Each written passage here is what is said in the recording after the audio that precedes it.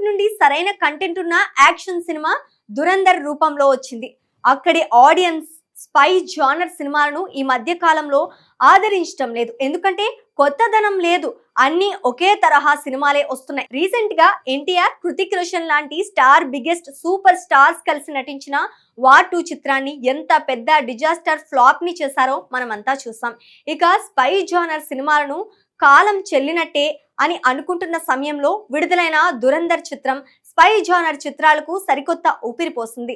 విడుదలకు ముందు ఈ చిత్రం నిడివి 3 గంటల 30 నిమిషాలకు పైగా ఉండటంతో అంతసేపు థియేటర్లో కూర్చొని ఎవరు ఈ సినిమాని చూస్తారు అంటూ విమర్శలు వచ్చాయి.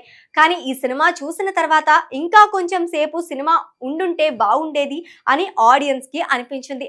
ఒక యాక్షన్ చిత్రానికి ఇలాంటి అనుభూతి కలగటం చాలా అరుదు. డైరెక్టర్ ఆదిత్య టేకింగ్, రణ్వీర్ సింగ్ మరియు ఇతర నటీనటుల నటన అంత అద్భుతంగా ఉంది. మరి ఇకపోతే ఈ సినిమాకు మొదటి 3 రోజులు వచ్చిన వసూళ్లను చూస్తే రాబోయే రోజుల్లో ఈ చిత్రం ఖచ్చితంగా 1000 కోట్ల గ్రాస్ మార్క్ ను అందుకుంటుందేమో అని అనిపిస్తోంది. మొదటి రోజు ఇండియన్ బాక్స్ ఆఫీస్ వద్ద ఈ చిత్రానికి 28 కోట్ల 60 లక్షల రూపాయల నెట్ వసూళ్లు రాగా, రెండవ రోజు 33 కోట్ల 10 లక్షల రూపాయలు, మూడవ రోజు 44 కోట్ల 80 లక్షల రూపాయల నెట్ వసూళ్లను రాబట్టింది. ఓవరాల్ గా మొదటి 3 రోజులకు కలిపి ఈ చిత్రానికి 106 కోట్ల 50 లక్షల రూపాయల నెట్ వసూళ్లు వచ్చాయి. ఇక గ్రాస్ విషయానికి వస్తే ఇండియా వైడ్ గా ఈ చిత్రానికి 125 కోట్ల 65 లక్షల రూపాయల గ్రాస్ రాగా, ఓవర్సీస్ లో 34 కోట్ల 48 లక్షల రూపాయల గ్రాస్ వసూళ్లు వచ్చాయి.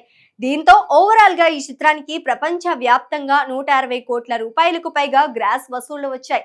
ఇంతటి నిడివి ఉన్న ఒక సినిమాకు ఈ రేంజ్ రెస్పాన్స్ ఆడియన్స్ నుండి రావడం నిజంగా చాలా గ్రేట్ అనే చెప్పాలి.